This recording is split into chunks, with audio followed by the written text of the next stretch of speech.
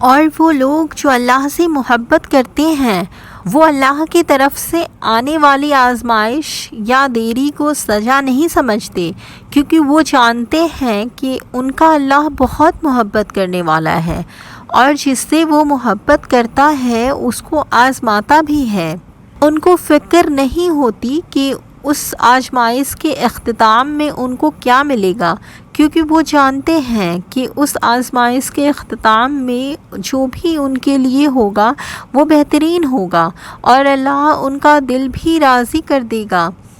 ان کو فکر نہیں ہوتی کہ ان کی دعاؤں کا کیا ہوگا،